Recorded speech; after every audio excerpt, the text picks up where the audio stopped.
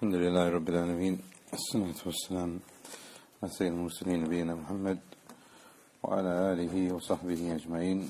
I ask Allah to make this another beneficial sitting where we learn the adhkar that has been prescribed to us in the sunnah of our Prophet alayhi salam. We have stopped now, and this is our fourth lesson. We have now stopped at Dhikr قبل الوضوء, and the ulama have said the word wudu can either be done with a wudu, with a dhamma on the waw, or it can also be with a fatha on the waw, then it would become wadu. Whatever the case, when we are about to start the ablution, these are the adhkar that have been prescribed. And there are many narrations which talk about different things to say before you start the wudu or the wadu. And the difference between the wudu and the wudu, it refers to the action itself, like the suhoor. And the wudu and the bukhur is the action itself of it burning, etc., like eating, making the wudu. And the thing that you are doing it with will take the fatha. So it will become wadu, which is the water itself, or the bakhur, which is the actual perfume itself, or the sahur, which is the food itself. But this is the dhikr that has been prescribed. And like we said just a minute ago, there are other narrations which say different things, but most of them, in actual fact, all of them are weak, except this one. The Prophet ﷺ used to begin the wudu with Bismillah. We've looked at the Basmala before, when you're entering into the bathroom, and other places as well.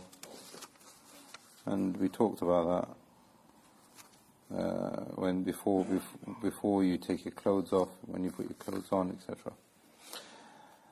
But before we go into the adhkar for before wudu and after wudu, we have to make mention of the wudu itself, and there is a great deal of virtue that have been narrated about the wudu. The Prophet ﷺ said on Yawm al-Qiyamah, "Inna ummati yad'un Yawm al-Qiyamah," it will be called Qurran Muhajjalin. This is the name of his ummah, and this is the nickname that they'll be given Yawm al-Qiyamah, Qurran Muhajjalin. And the ulama have said Qurran Muhajjalin refers to the horses that come at speed, and those horses have white faces and white limbs. Min athar wudu, the Prophet ﷺ said, they will come and they will be brightened because of the remnants of the wudu that they did in the dunya. And we also know the Prophet ﷺ said that at-tuhur shatrul iman, hygiene and purification is half of your iman. And then he went on to say, "La yuhafidhu wudu illa al-mu'min." Nobody preserves his wudu correctly except for the believer.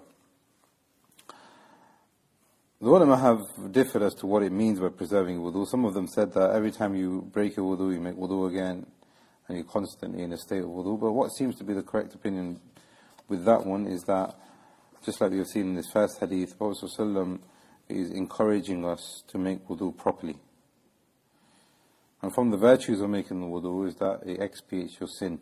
Prophet ﷺ said, "Man tawadda fa ahsanu wudu." Whoever makes wudu and he does wudu well, kharajat khataya min jasadi hatta takhruj min tahti al-adfar. All of his sins will be taken away from him, including the sins even if they were hidden underneath his nails. Underneath his nails. Prophet ﷺ also said that the limbs that make the wudu will never touch the hellfire. And he said in the hadith of Muslim, تَبْلُغُ الْحِلْيَةِ مِنَ الْمُؤْمِنِ حَيْثُ بَلَغَ الْوُضُوء. Now when people go into Jannah, Allah Jalla wa Ala will recompense those people who made wudu, made wudu in the dunya with jewelry and bracelets and necklaces and jewelry which cover the places of wudu that they did in the dunya. The Prophet said in Sahih Muslim that people will have jewelry from their wrist all the way up to their elbow with the jewelry of Jannah. تبلغ الهلية من المؤمن حيث بلغ وضوءه, for the places where he had remnants of wudu. So now look, the Prophet ﷺ said, Yawm Qiyamah, you'll be brightened. In the dunya, these places, making the wudu itself expiates your sin, and it takes away all kinds of impurity from your face, and your eyes, and your mouth, and your nose, your ears, your hands, your head. Prophet ﷺ said that it's a sign of Eman. And when you do return to Allah and you enter into His Jannah, Allah Jalla wa Ala promises that those places that you made wudu will not touch the fire. And in actual fact, Allah will recompense those places and with jewelry from the jewelry of the Jannah. And there's also an added feature that we get in this country here, I'm sure other places as well, is that the Prophet ﷺ has said that there's a special opportunity for those people to make wudu, especially in the season that we're in. The Prophet ﷺ said, أَلَا أَدُلُّكُمْ عَلَى مَا يَحْمُلُ اللَّهُ بِهِ الْخَطَايَا وَيَرْفَعُ بِهِ الدَّرَجَاتِ. Shall I tell you about something that if you do this, all of your sins will be eradicated from you, and Allah Jalla wa Ala, at the same time, the same action, your status will be elevated. Sins will be taken away from you and you'll be elevated at the same time. So they said, of course, tell us. Bala ya Rasulullah. The Prophet ﷺ said, Isbagul wudu al-makani. That you make wudu properly, even though it's very difficult for you to do it. When you wake up at Fajr, it's difficult. Sometimes for people have to put the boiler on. Even during the day, it may be difficult. Throughout the whole winter season, it may be difficult for some people to wash their feet, when it's at work, etc. All of these, despite these difficulties, Isbagh wudu al-makar, those people who make wudu correctly and they preserve it in the times of difficulty, Allah Jalla wa Ala will expiate for them their sins and He will elevate them in reward and in status. Qadi al-Iyad, he said, وَإِسْبَاغُ الْوُضُوء, to do the wudu properly. That's what this hadith means. And what this hadith we benefit from, as he continued to say, is that when there is extreme cold and making wudu will actually may hurt the body in sometimes or make it difficult upon the body. Despite that, a sign of Eman and the strength of a person's Eman, he continues to make wudu, clearly shows that Allah Jalla wa Ala will recompense this person with having his sins expiated and his level increased. But that doesn't mean, actually Ibn Abbas said and others, Imam Nawawi, that doesn't necessarily mean that we make wudu with cold water on purpose. That's not the objective. The objective here is that you are adamant in making wudu and this act of worship, even though there is difficulty involved. If you can remove that difficulty, it's part of this reward that you will get anyway. Because the Prophet ﷺ is saying here, you preserve the wudu even though the times of testing. So it could be part of the test is that you have to go, you have to put the boiler on, you have to wait, and you have to give yourself another 5-10 minutes before the Salatul Jama'ah, etc. And all of that is included in this hadith. We also know that wudu has an actual influence on your personality. Wudu has an actual influence on the way you behave. Prophet ﷺ has told us that when you make wudu, it repels the shaitan and it reduces his plots. And there are many various narrations which say that when you make this wudu, it puts tranquility in a person's life. The ayah that we took last week, إِنَّ الَّذِينَ اتَّقَوْا إِذَا مَسَّهُمْ طَائِفَةٌ, when those people who have Iman believe, if they get a bad thought من الشيطان, تَذَكَّرُوا فَإِذَا هُمْ مُبْصِرُونَ, they make dhikr, they will go back to what Allah has prescribed for them, and then they can see upright. The Prophet ﷺ has told us, like we've seen here, different narrations, that if a person goes through a period of anger, then he should sit down, or he should drink water, and if none of that works, he should make wudu, etc. So this clearly shows that this wudu has an impact on a person's influence, and the way he behaves, and his personality, and the way he reacts as well. And like we said, once he does that, it will instill sakina and it will instill tranquility in a person's life. And some of the ulama have also said that from the hikam and the wisdoms of wudu before the salat is that a person, the more seriously he takes the wudu, the more prepared he is to stand in front of his Lord when he's about to pray. And if this continues 5 times a day, 10 times a day, on a habitual basis for the rest of his life, it will prepare him to stand in front of his King when he meets him. And throughout this programming in the dunya where he's making wudu and praying, etc., he is having, or the wudu is having an influence on his spirituality as well as his personality. So these are some of the benefits that we can find from the wudu in a general sense, but I'm sure there's a lot more that we can mention. Yes, brother. We are looking at the dhikr before the wudu and the dhikr after the wudu. So before the wudu, the Prophet ﷺ used to say Bismillah. But here's a question, and unfortunately, if you ask most people this question, I'm pretty sure they would give different answers. And one of the most important things is, and this is actually one of the reasons why we make dhikr, the question is, what do we want from making dhikr? What do we feel that we are going to gain from remembering Allah before the wudu, after the wudu, before going to sleep, etc.? What do we think we're going to gain? If you ask some people, and if you ask a lot of people, they will say protection. And if you ask some people, they will say, to be repelled or to have myself preserved, etc. Making dhikr of Allah before all of these actions, or in a general sense also, the objective is not for the sake of protection, or protection alone. In actual fact, if a person wants protection alone, he could have his dhikr nullified or at least reduced in reward.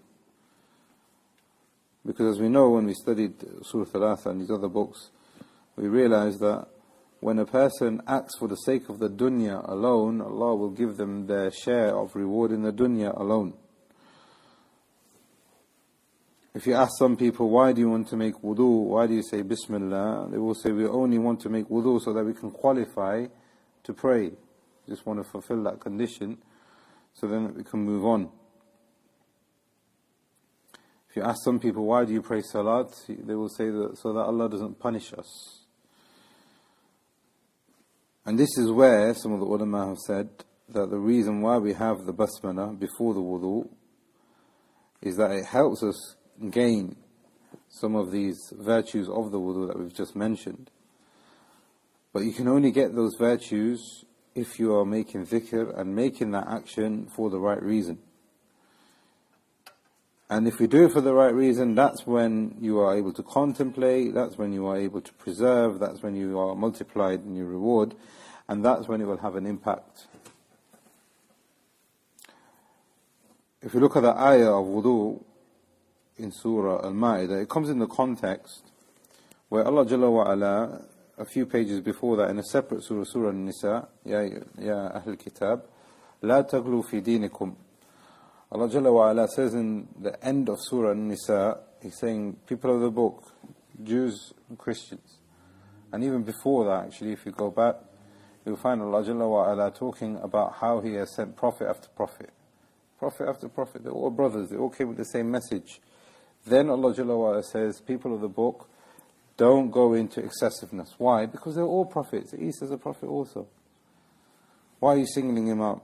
And then Allah Jalla wa Ala goes on to defend Isa alayhi salam and reject any kind of share in divinity with him, Jalla wa Ala. And then Surah Al-Ma'idah begins. And in Surah Al-Ma'idah, Allah Jalla wa Ala talks about some of the ahkam which are related to the people of the book as well as this ummah. You can eat their food and you can marry their wives and etc. and vice versa. Then Allah Jalla wa Ala puts after that context the ayah of wudu. and the ayah of ghusl. And this clearly shows to us that now we have laws which are similar to their laws, but this law of this wudu is actually a perfection for this ummah. It wasn't given to them before us. In actual fact, it was a lot harder for some of the Sharia of Musa. But Allah Jalla wa Ala has given us a balanced wudu and a balanced way of purifying ourselves. And within that context, we also learn that people have deviated, and these laws are a test for us. But at the same time, it's a blessing for us.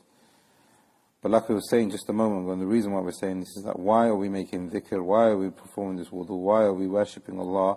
What do we want to gain from it?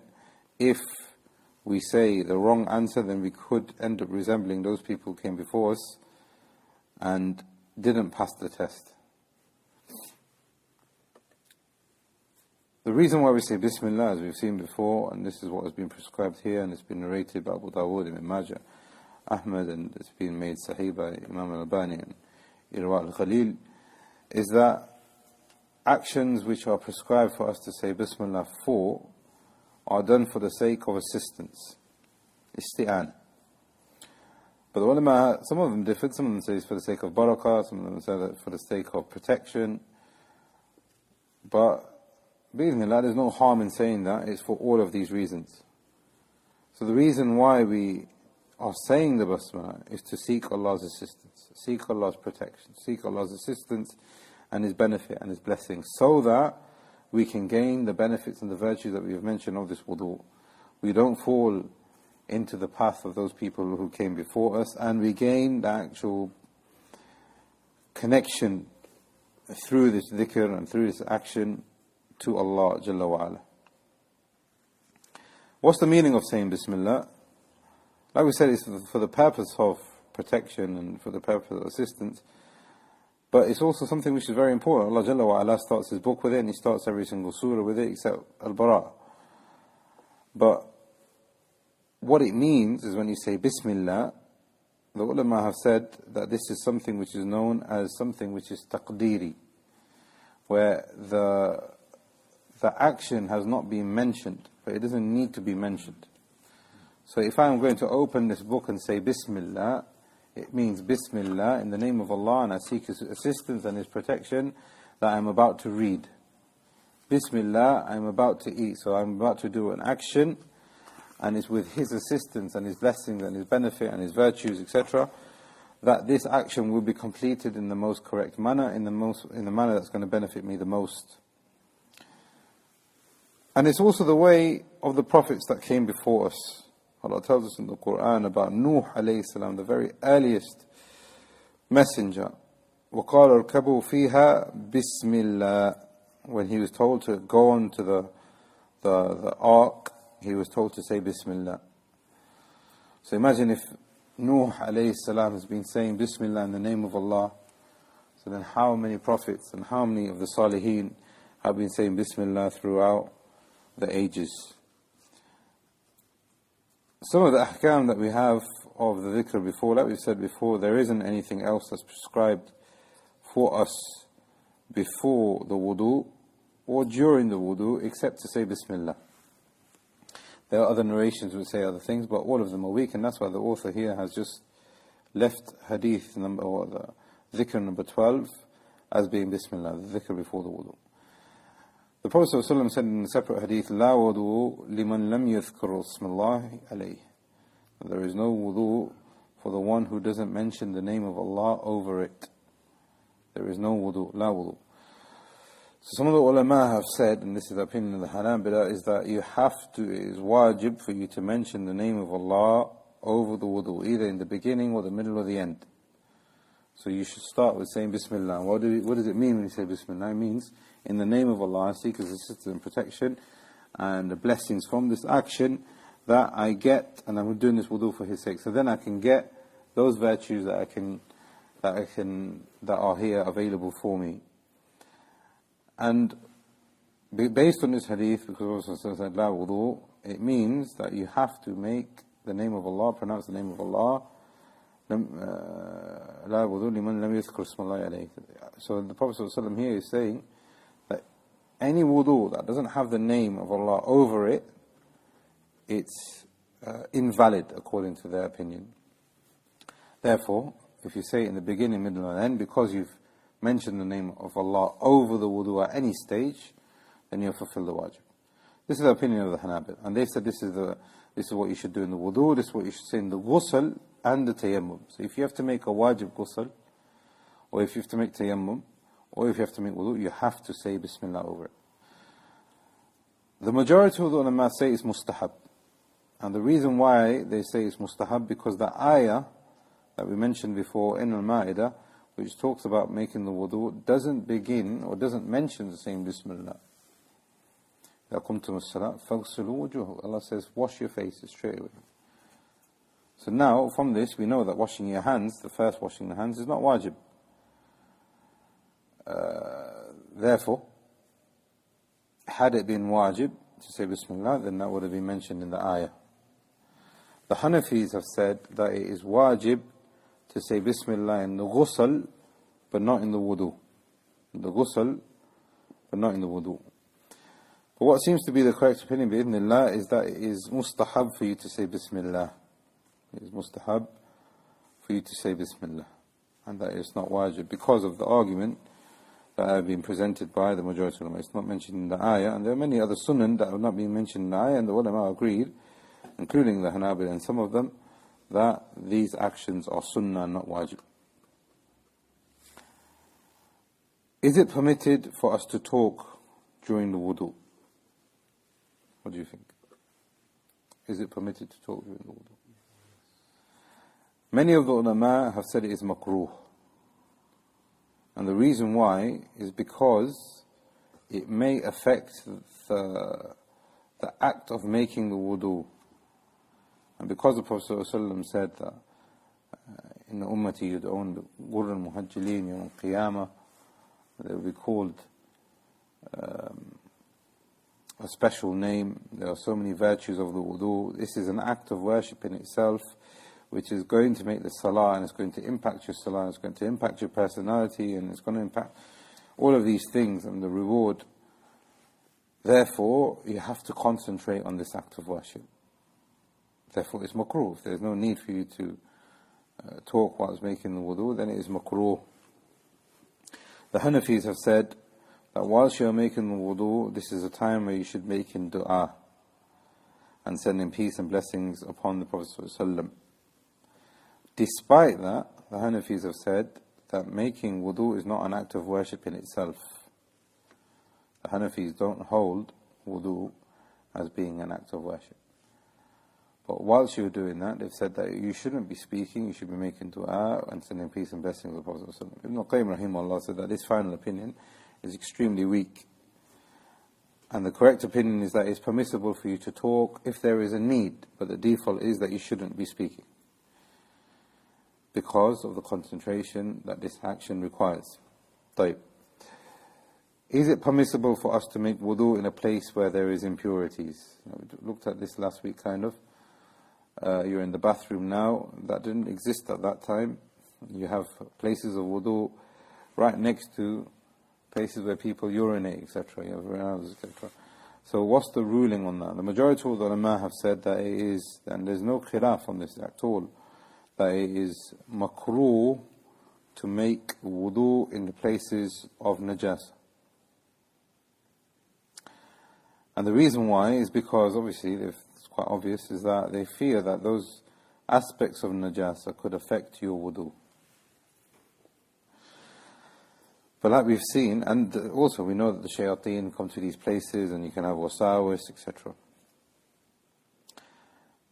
But like we have seen also last week, that there is often a real need for us, and the way things are structured now. And some of the ulama have also said that those places are not najis, and etc.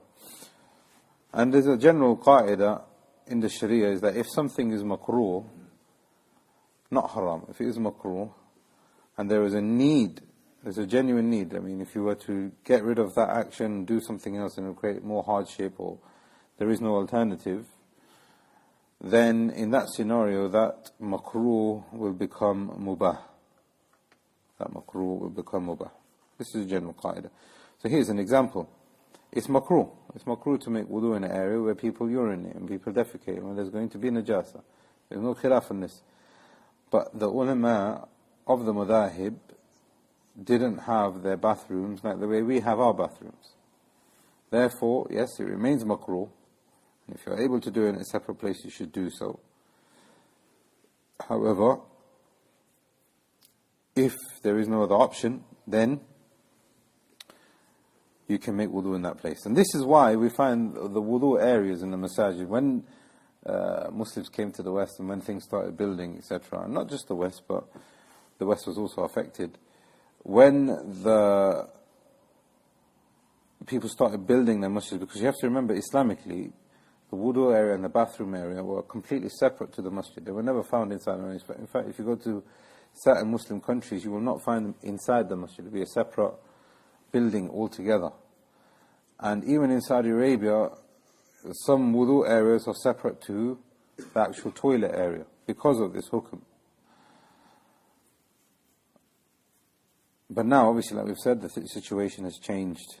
But at very minimum, what they've said is that, okay, what you should do then is have a separate room or a separate area for the toilet, have a door, partition it, and then have a separate area for the wudu area. That way, the najasah will not be contaminating the area of tahara.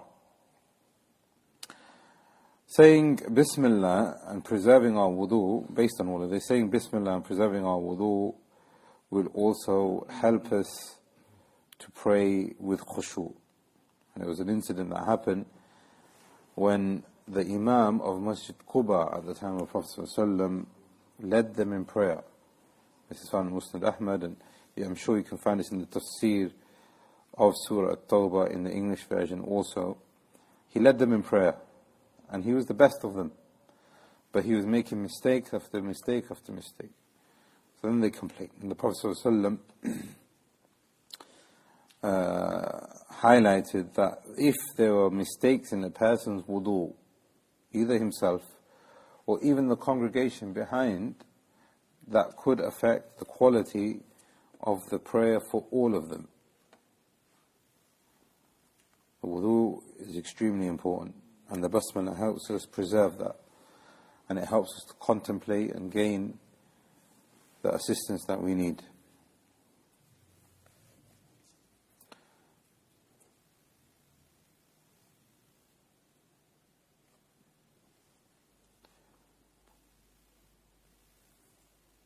The Prophet ﷺ, there's also another hadith here I wanted to share, in Eman and other places. The Prophet ﷺ said, that one time actually he was walking past Sa'd ibn Abi Waqqas, and he was making wudu, and he said, Ma hadha sarafu, ya Sa'd? What is all this wasting of water that you are doing? So Sa'd was surprised, and he said, Afi wudu saraf? Can I possibly be wasting water once I'm making this act of worship? I'm cleaning myself for the sake of Allah. So the Prophet ﷺ said, yes, even if you are making wudu in the ocean or on a river, you could still be using water excessively. And the reason why I've shared this hadith here is because, unfortunately, this has a huge impact on the quality of your wudu. The way you make the wudu and the dhikr and the contemplation and you seeking those rewards, all of those things have an impact on the quality that you're going to get of that wudu, on yourself, on your act of worship also. When you think about it rationally, how can a person make wudu and be prevented from shirk and be prevented from sins and all of those things when he is wasting water and he's doing the act of worship incorrectly in the first place? Ibn Uthaymeen rahimahullah said that what we learn from this hadith is that when we are told to make wudu, or even ghusl at that point also, that wasting water is not acceptable. And throwing it around and putting it on the floor and washing yourself excessively more than 3 times and letting the tap run excessively, none of this can be accepted as being a proper kind of wudu. And he said, in actual fact, that this would actually taint the wudu, and it would actually put some kind of blame on this person, as we learn from this hadith of Sa'd radiallahu anhu.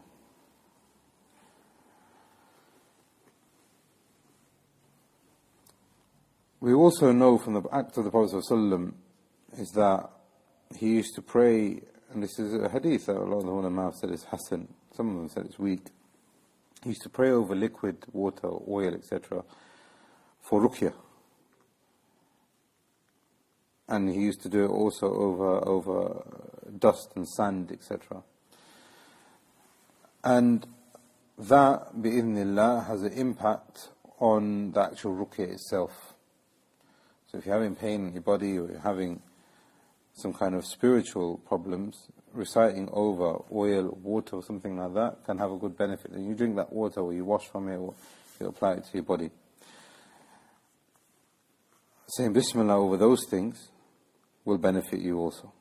But the point here that I'm trying to make is, if you have water in front of you and you want to make wudu and you pronounce the name of Allah over it, and this is the impact that ruqyah has over your body, then how about your body, which is at least 50 or maybe 60% water, when you are making wudu and you're pronouncing the name of Allah over that wudu?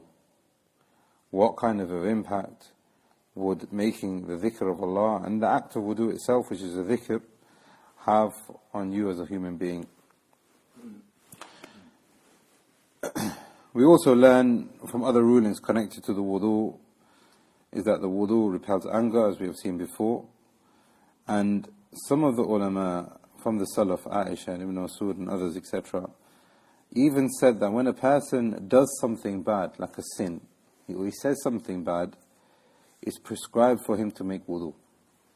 Because what that does, like we've said before, is that it changes their mindset, it changes their personality, it has an actual effect on them, and it forgives them from their sins. And Ibn Taymiyyah rahimahullah also said that it is, the correct opinion is that it's prescribed. This is the statement of Aisha and Mas'ud and others. And it is something that needs to be taken seriously, that the wudu has an actual impact upon a person. And we've seen this before also, that when the person makes wudu, a knot of shaitan is taken away from him after Salatul Fajr. And when he carries on, he prays Salah, another knot is taken. When he makes dhikr of Allah, the shaitan is completely removed. And the Prophet ﷺ said that if he begins his day in this way, he begins in a way where there is activity. He is optimistic. It's a good day for him. But if he doesn't begin in this day, he will begin this day lazily, and it will have an impact on his soul. The Prophet ﷺ described it as being khabith, that his soul will become then tainted and corrupt, and it won't be an active and it won't be a beneficial soul for that day.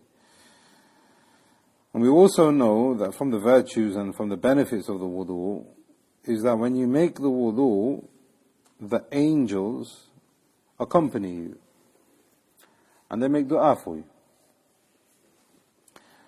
And this is why the ulama have said that it's mustahab for you to make wudu before you go to sleep. The Prophet ﷺ said, مَا مِن مُسْلِمٍ يَبِيتْ عَلَى ذِكْرٍ طَهَارَةٍ, that there's no Muslim that makes wudu and he goes to sleep in that manner. فَيَتَعَارُ مِنَ اللَّيْلِ فَيَسْأَلُ اللَّهُ خَيْرٍ مِنَ الدُّنْيَا وَالْآخِرِ إِلَّا أَعْطَاهُ. This hadith, Prophet ﷺ is saying here that there is no person who makes wudu and goes to sleep, and then during the night he asks Allah, except that Allah Jalla wa Ala will answer his dua for him. طَهِّرُوا هَذِهِ الْأَجْسَادِ طَهَّرَكُمُ اللَّهُ. The Prophet ﷺ said, if you purify your bodies, Allah will purify you. And he also continued to say, فَإِنَّهُ لَيْسَ عَبْدًا يُبِيتْ طَاهِرًا. There is no slave that makes wudu and then goes to sleep, إِلَّا بَاتَ مَعَهُ مَلَكٌ, except that with him throughout the duration of the whole night, an angel will be appointed for him.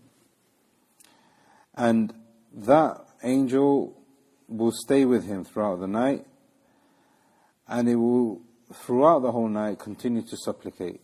Now imagine, it doesn't matter how much I love a person, how much I want khair for that person. Eventually, maybe 30 seconds, maybe 60 seconds, you'll get tired and you want to make another dua. You probably can't even do it for yourself. Allahumma gfir li abdik fa innahu bata tahira. 8 hours, 9 hours, he doesn't get bored. He doesn't stop.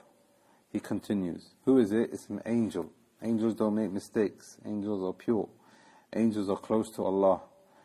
This angel, you go to sleep in that state of wudu. Allahumma gfir li abdik fa innahu bata tahira. Allahumma gfir li abdik fa innahu bata tahira. Continuous until you wake up. And the Prophet ﷺ also said there's other virtues where he talked about making the wudu, and if a person makes these supplications before going to sleep, and etc., then he would have died upon the fitrah. So this is a general, reminder about some of the virtues of the wudu and why we should say Bismillah before it, because we really want to benefit from this act of worship and get closer to Allah and make it have an impact on us and change our lives and make it an actual act of worship rather than it just being, splashing water around, or some people semi-swimming. Hadith or chapter, the next chapter, chapter number 9, Dhikr ba'd firag min al-Wudhoo. The supplication or the dhikr that we make after a person has finished his wudu, or upon the completion of the wudu. And it's been narrated here 3 things. The Prophet ﷺ used to say, Ashhadu an la ilaha illallah wahdahu la sharika lah, wa ashhadu anna Muhammadan abduhu wa rasuluh. Allahumma jalni min at-tawabin waj'alni min al-mutatahhirin. And this is a narration which is an extension of the one that we have just said before. So those two have come together. And there's another narration which says, Subhanakallahumma wa bihamdik ashhadu an la ilaha illa ant astaghfiruk wa atubu ilayk. Ashhadu, linguistically in the Arabic language, is to testify, means to make a proclamation, to announce something. And this is where the Shahadah comes from.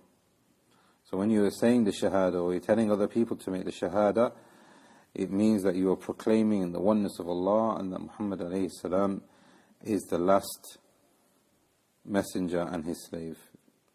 So Shahadah refers to Ilan. And from this we learn that Eman and Islam cannot be accepted from a person if he just says, I believe internally, and not do anything about it. The very testimony of faith involves belief, involves statement, and it involves action. And this is something that the Salaf of this Ummah were completely in consensus of. That Eman cannot be, I have Eman in my heart and I don't need to do anything, leave me alone. Eman consists of you believing in your heart and saying good things and saying things of worship and preserving your statements and your actions. And none of it is separate from one another. Allah says in the Quran, إِلَّا مَنْ شَهِدَ بِالْحَقِّ, except for those people who make the testimony of truth, وَهُمْ يَعْلَمُونَ, and they have knowledge of it. So this have knowledge, the statement, and the action over it. And from this we also learn that the ulama have categorized that the Shahadah has certain pillars and conditions, and without those pillars and conditions, your Shahadah will not be accepted. And from them they have said ilm, like we've seen this ayah. Nobody can say La ilaha illallah and then you ask him, who is Allah? Who is Rasul? And they don't have no knowledge of him. And the opposite, therefore, one of the conditions of Shahadah is that you need to have knowledge of Allah and His Messenger, bare minimum knowledge that He exists and that He is one and this is the final messenger, and not have any ignorance on that matter. Not have any ignorance, and that will not be excused in Yawm al-Qiyamah. That level of jahl will not be excused from anybody on Yawm al-Qiyamah. Another pillar or condition of your Shahadah is to have yaqeen. And yaqeen refers to certain faith, that this is the truth. So if a person, you ask him, do you believe La ilaha illallah? Yeah, I believe in La ilaha illallah sometimes. Is he a Muslim? He doesn't have yaqeen. There's no certainty. So therefore, the opposite of yaqeen and certainty is to have doubt. Sometimes Allah is right, sometimes Allah is wrong. Sometimes the Rasul is right, sometimes the Wahi is wrong. Maybe it's right, I don't know. That's doubt. And that cannot be accepted in the testimony of faith. The third pillar of the Shahadatain even is al-ikhlas, to have sincerity towards Allah and not sincerity towards anything else. Sincerity refers to seeking pleasure in that thing and seeking its reward. And the opposite of ikhlas is to have hypocrisy. Ikhlas means internal sincerity as well as external. And nifaq is the opposite of that, where they have no internal and maybe even no external. And to the extent now, in the time of the Salaf, at least nifaq was something which was internal. Externally they couldn't proclaim any kind of, that would be detrimental to their own selves. But now it's become internal and external, and people are happy to do that while saying La ilaha illallah. The fourth condition of the Shahadatain is to believe and have sidq and have truthfulness towards it. And the opposite of truthfulness is lying, or to belie, or to reject it in some kind of a way. The fifth one is to accept it, and the opposite of acceptance is rejection and arrogance towards it. The sixth condition is to submit, and the opposite of that is to become negligent. And again, this is an epidemic now, and Shaykh al-Islam, Nawaqid al-Islam, put this as his 10th nullifier, which is that people become extremely negligent of the religion, so negligent that it can even take you out of Eman. And the seventh condition, the last one, is to have love for Allah and His Messenger. And the opposite of love for Allah and His Messenger is hatred. And these are some of the conditions here. And as you can see, all of them have opposites. Ashhadu an la ilaha illallah. And when you are doing that, you are simultaneously doing all of those things. And unfortunately, like we said before, the Muslim Ummah is going through an identity crisis, going through weakness, going through disunity and discord, because some of these things, either they admit that they have it, but they don't really act upon it, or they don't know that these are the conditions. Now, how can an Ummah have any kind of solidarity and have any kind of substance when the bare minimum, the testimony of faith, becomes an issue of difference of opinion? You say the Shahadah, he says the Shahadah. He differs on him and he differs on, but we can still be brothers. How can that be possible? Difference of opinions occurred at the time of the Salaf, at the time of the Prophet ﷺ also, but they were united on certain things. La ilaha illallah is that we worship there is none worthy of worship except Allah in truth. And this is such an important statement. The Prophet ﷺ said that had it been weighed on one side, or we will be weighed on one side on the scales, it will outweigh the whole of the Dunya and the whole of Dunya, and the whole of the heavens and the earth. La ilaha illallah wahdah la sharika lah. And this is emphasis that the ulama have said, that we are affirming His oneness alone without any partners. And when we are making the testimony, it has negation and affirmation. And this is exactly what we are doing here also. Negation and affirmation. And we bear witness that Muhammad ﷺ is His slave and His messenger. And again, this also has negation and affirmation. Negation of any divinity for Him, He is a slave. But affirmation that He is the messenger of Allah. And from this we now know, why would we make this dhikr after the wudu? Why do you think this dhikr is important after the wudu? We're talking about the conditions of Shahadah, we're talking about negation and affirmation, we're talking about Tawheed, we're talking about the very first pillar of Eman and Islam. Ibn Qayyim rahimahullah, he has a small treatise which talks about the inner perspectives of Salah and Wudu. And in it he says the wudu is a purification of the inner self and the outer self. It includes cleansing your heart and cleansing your limbs from the internal errors that you have and going back to Allah internally and externally. This is the purpose of the wudu. And when you make those internal acts of worship to Allah, what you are doing then is you're programming yourself to obey your Lord. Once you do that internally, your limbs will follow suit. And through this process, continually, it removes shirk, it removes pride, and it removes any kind of arrogance towards your Lord. So if you look at what Ibn Qayyim rahimahullah is saying here, is as if he's just talking about, and he's giving us a nice explanation to the conditions of the Shahadah, and he's connected that to the wudu and the dhikr that we make after the wudu. It's been narrated in this hadith, in Sahih Muslim, that whoever makes this dhikr after the wudu, ashhadu la ilaha illallah wahdahu la sharika lahu, wa ashhadu anna Muhammadan abduhu wa rasul, that all of the 8 doors of Jannah are open for him. And if he continues in this manner, he can enter through any of the doors of 8 that he pleases. You make wudu in the morning, and you say this supplication, the doors of Jannah are open for you. Imagine that. And there's another narration which says that the Prophet ﷺ used to look up at the sky and say this supplication. But a lot of the ulama said that it's weak because of the presence of a man called Uqayl, who narrated from his cousin, and there is a cut in the narration, and his cousin is unknown. Therefore, some of the ulama have said that the hadith of him looking up is weak. But saying this statement and the doors being open is Sahih Muslim. Allahumma jalni min at-tawwabin wa jalni min al-mutatahhirin. Oh Allah, make me of those who make tawbah, and make me of those who purify themselves.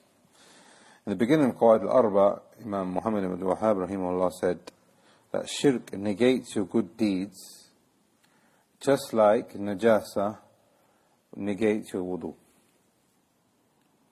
A small amount of Najasah would completely take your wudu. A small amount of shirk can affect your life in a manner that you cannot even perceive. So this is following on with what we have seen, what Ibn Qayyim has said, and following on from all the virtues that we've mentioned about the wudu. And what the ulama have said now is that this wudu that we are making and this tahara that we are talking about here can be either metaphorical. اخرجوهم إنهم أناس يتطهرون. One of the Anbiya, he came and he told him to stop doing certain practices. He said, repel this man from our city, he just wants to remain pure, he wants to remain chaste. And the biggest thing that this Nabi called them to was shirk. Stay away from shirk and purify themselves from it. And then the perversion and the najasa that they were doing in their actions also. But the ulama have also said that this tahara is not only just metaphorical, but it's also an expiation. And the more the person goes through this process of expiation, of all these virtues that we have been talking about, it will be seen on his face. It will be seen on his actions, and it will be seen on his tongue, it will be seen on his manners. That's what Ibn Qayyim is saying. The more you do it internally, you make wudu, madmagan, istinshaq, you're doing it with your nose, you're rubbing your eyes, your ears, and these athar are going to have an impact on your akhirah, and it's going to be brightened with nur in Yawm al-Qiyamah. How is it possible that it has no impact in the dunya? Like your tongue doesn't move except for in the right way, or your face and your eyes and your ears, etc. Allahumma jalni min at-tawwabin, and Allah is at-tawwab. And Ibn Qayyim rahimahullah said that Allah is at-tawwab and He loves those who make tawbah. Allah is al-Quddus, He is pure, and He loves those people who purify themselves. Allah is ar-Rahman, and He loves those people who are generous. Allah is Rahim, and He loves those people who are merciful. Allah is ar-Ra'uf, and He loves those people who pardon. All of these names, attributes, have a direct impact again on your actions. So it's no coincidence here that we're saying, Allahumma ja'al, oh Allah, make us of those who make tawbah, go back to you internally, with purification, with Tawheed and Eman and no sins, and externally min al-mutatahhirin, of those people who remove themselves from any kind of najasa. So what is this internal tawbah? What is this internal purification? The ulama have said that tawbah refers to going back to Allah, and this going back to Allah could be even without sin. Now, tawbah can happen even if a person is not a sinful person, that he wants to make tawbah and meaning getting closer to Allah. But what we normally know Tawbah as is when it comes after sin. The ulama said that Tawbah has 4 pillars if it comes after sin. Do you know what they are? What? Immediately stop the sin. Have regret for it in the past and don't go back to it in the future. Those are 3. And if there's a right that you need to return, you return that right. These are the 4 pillars of Tawbah. You stop, you remorse and have regret for what you did in the past, you stop in the present, and you promise not to do it again in the future to yourself. And if there is any kind of right that needs to be returned, then you return it to those people. Allahumma jalli min at-tawwabin wa jalli min at-tahirin. طيب. Some of the ulama have said that, and Imam al-Albani here, and I believe Tirmidhi also have made it sahih. Some of the ulama have said that this addition is weak. Because what like we've said, Ashhadu an la ilaha illallah wahdahu la sharika lahu, etc., that's in Muslim. This addition of Allahumma jalli min at-tawwabin has only been narrated by Imam Tirmidhi. And Imam Tirmidhi narrated this from his teacher Ja'far ibn Muhammad. And the ulama of hadith have said that nobody has narrated this hadith except this man Ja'far ibn Muhammad. Therefore this addition is weak. And this is the opinion of Sheikh Saad, and many of the ulama have said that this narration is weak. Ibn Hajar himself also said it's weak. But as you can see, there's a legitimate khilaf. Some ulama have said that it is sahih. And the last narration we're going to take today is after you make the wudu, you say Subhanak Allahumma wa bihamdik, ashhadu an la ilaha illa ant, astaghfiruka wa atubu ilayk. Subhan means that when you say Subhanallah, it means that you remove any kind of imperfection from Allah. And when you say Subhanallah walhamdulillah, you are removing any kind of imperfection from Allah, but at the same time, you are affirming perfection to Allah. So it's as if you are saying, how beautiful are you, O Allah? How glorious are you, O Allah? How imperfect am I, but make me perfect. And the Prophet ﷺ said that this Subhanallah, alhamdulillah, Subhanakallahumma wa bihamdik, these are different ways that they have come, but it's the same thing. Khafifatan al-lisan is very light on your tongue. Thaqilatan al-mizan is very heavy on the scale. Habibatan al-Rahman, and they are beloved to ar-Rahman. Subhanallah bihamdihi, Subhanallah. Ashhadu, again we have seen Ashhadu, and we have seen La ilaha illa ant. Istighfar is similar to Tawbah. And there is also another narration that comes in the context of this narration that Abu Sa'id, and some of the ulama said that it's not the same as the Prophet ﷺ, it stops at Abu Sa'id, who said that whoever says this, Subhanakallahumma bihamdik, ashhadu an la ilaha illa ant, astaghfiruka wa atubu, after the wudu, a seal is stamped. Taba bit-tabi' falam yaksir ila yawm al-qiyamah. It's still with a stamp, it's sealed with a stamp every time he makes wudu, and that stamp will not break until Yawm al-Qiyamah. It will be a proof for him that he is of those who make tasbih, he is of those who make tahmeed, he is the one who testifies to his oneness, and he goes back to Allah in istighfar. And if you look at this supplication, it summarizes your life completely. Now, the reason why you have been created is to proclaim his oneness. And Allah, in many places in the Quran, refers to as-salah as making tasbih. For subhanallah hina tumsoon wa hina tusbihun. The tafsir of this ayah, the ulama said that make tasbih of Allah in the morning and the evening, referring to Fajr and Asr. This supplication here, this Dhikr, reminds us of the Tawheed of Allah and La ilaha illallah, and the tasbih and the tahmeed.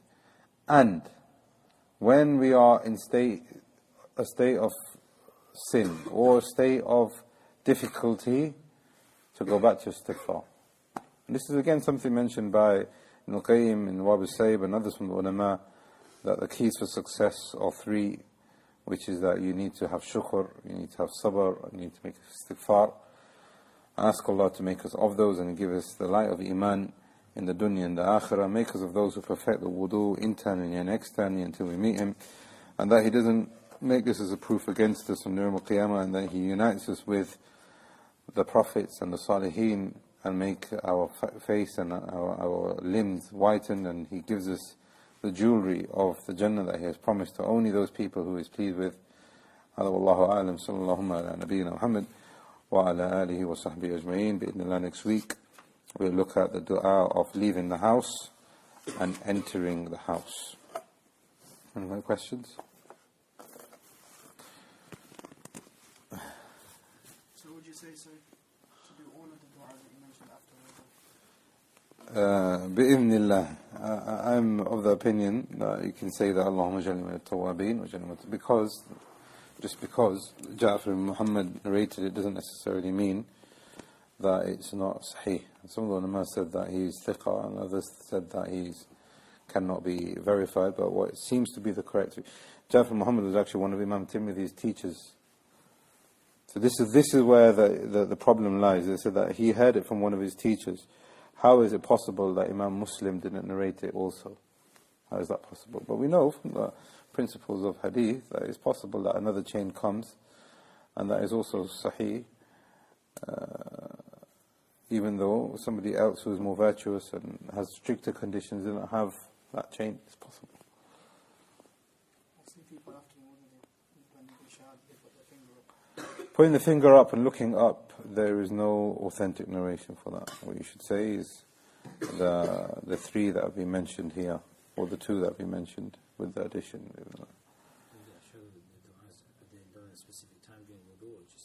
There is no dua during the wudu. So when you make the wudu, you say the Bismillah in the beginning. If you forget, or if you're not able to, then in the middle or the end. That's the only thing that you should be saying. And you don't repeat it, you only say it once. Bismillah. And then when you finish, you make the adhkar, and that's it. What he didn't mention, the Shaykh, is that there's a hadith of Bilal where the Prophet ﷺ said that I had your shoes in front of me Yawm al-Qiyamah, or entering into Jannah. So we all know the hadith that Bilal said that there is not time that I make wudu except that I pray 2 rak'at. Because this is a book of azkar and not fiqh and not a'mal, so to speak, the Shaykh didn't put that. But there's something maybe that we can add, is that once you have made the wudu, you make this dhikr, and if you have time, make 2 rak'at for the sake of Allah, and like Abu Sa'id said, you'll have the seal which will not be broken bi'idhnillah. Yes, that's it. In temporary times, the toilet and the bathroom in the same area, was it to say Bismillah before making wudu, because obviously you're in that place? Yeah. Would it be better to make the adhkar as soon as you made wudu in that place, or obviously better when Is it better for us to make the adhkar of wudu before and after in the place where there's a bathroom, etc., whether it's a public place where there are cubicles, or in your own home? And we talked about this last week, is that whole room takes the ruling of being the khala, as being the bathroom. So what you would do is, before you go in, that's when you say the supplication, not into the cubicle, but when you go into the actual room itself. Now, if you need to make dhikr or Bismillah of the wudu when you're beginning to start the wudu, then some of the ulama said that you should do it quietly, some of the ulama said that you should do it in your heart, and that matter is broad, bi'idhnillah. But if you whisper it, then inshallah there's no harm in that. But for leaving, or once you finish the wudu, then perhaps it would be better, if it's not going to take a long time, for you to say the adhkar of wudu once you have left. And then you will leave, and you say Ghufranak, and then you can say the adhkar of the wudu. Allahu A'lam. So is there any rule, for example, when you got work and you've got shoes on, without putting your socks on the floor, if you take one foot up and wipe one and put it back inside the shoe? What's the manner of wiping over your socks if you don't want to put your feet on the floor? Number one is that a place is only definite as being najis when we are 100% certain that place is najis. So the area around the sink, the asl is that is najis or not najis? It's not najis. That's the first thing. And the reason why we're mentioning that is because when it comes to tahara, like we said, there is a lot of wasawis and there's a lot of people creating, personal rituals, so to speak. And a lot of that contradicts the Sharia. So we have to remember that if you have to put your feet on the floor, then khalas, there's no harm in that. That's number one. Number two, if there is najasah there, and you didn't know there was najasah there, are you sinful? You're not sinful. رَبَّنَا لَا تُؤَخِذْنَا إِن نَسِينَا وَأَخْطَأْنَا. The third thing is now, if there is najasah there, and then you came to know that there was najasah there, does your foot now become najis if you've stepped on something which is najis? But you learned afterwards. If you knew there was najasah there, and you stepped on it on purpose, then obviously the Prophet ﷺ said that there's two people, يُؤَذِّبَانِ وَمَا يُؤَذِّبَانِ فِي الْكَبِيرِ. They are punished in the grave, and they are only punished for those that are major sins. And we know that one of them, لَا يَسْتَتِرُ نَفْسًا مِنْ بَوْلٍ. He didn't protect himself from urine. But now, if a person knows that the najasah there, and he puts his foot in it, or puts his foot anywhere in najasah, then this is something which is blameworthy, definitely. But now, if he stepped on it by accident, like we said before in the second point, he's not sinful. But if he stepped on it, but then later found out that it's najis, what does he do in that scenario? He needs to take his sock off or not? Sound unsure. In this scenario, you have to look. If the najis, if there was urine, for example, or blood, if you're saying blood is najis, etc., if there was najasa there, and it was liquid form, and you stepped on it, and it's gone on your clothes, then you need to wash your clothes. You need to wash your clothes. If there is urine there, and it's become dry, and you step on it, then the ulama from the madhahib agreed that any kind of najasa which is dry, if you touch it, that najasa does not get transferred. It does not get transferred. So that's the third point, or the fourth point. So now, if you need to take your shoes off to make wudu in the bathroom, if it's tahir in its asl, then it's tahir. If you are unsure, then there is no sin upon you. If later you find out, again, there is no sin upon you. If you know there is najis there, but it is dry, again, you don't have anything to worry about still. But then, a person might, want to err on the side of caution. This is something obviously recommended in the Sharia also.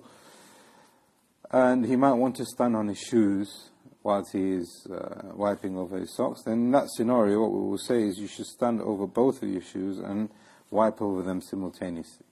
The method of wiping over your feet has been narrated by Mughir bin Shu'bah. The Prophet ﷺ wiped over them together like this. He put his hand on top of his, what do you call this area? The top area of his foot, where the laces normally are. And he spread his fingers out and he wiped over it up to his ankle. And that's it. You don't need to do it 3 times. You don't need to, have a particular distance between your fingers. As long as your fingers are wet, your hands are wet, you wipe it over your feet. And you should do that simultaneously, like that. Right with the right, left with the left. If you want to do it crisscross, you can, it's up to you. But the Sunnah of the Prophet, right over right, left over left, simultaneously. If you have to do it separately, then the ulama agreed that it's fine. To the extent that the ulama also said that you don't even have to wipe it with your hands. You don't even have to wipe it with your hands. For example, a person who's elderly, a person who is sick, he can't bend down. What does he do? He can get a stick and he can make this wet and wipe over.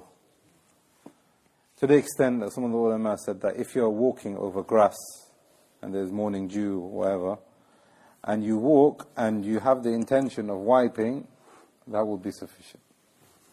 That will be sufficient. Because the purpose here is that it gets wiped over, and not that your hands do it. But the sunnah is that you do it simultaneously. But if there is a need, then you can do one at a time. And if there is a need, you can use another instrument to help you wipe over your socks. Allahu A'lam. Subhanakallahumma bihamdik.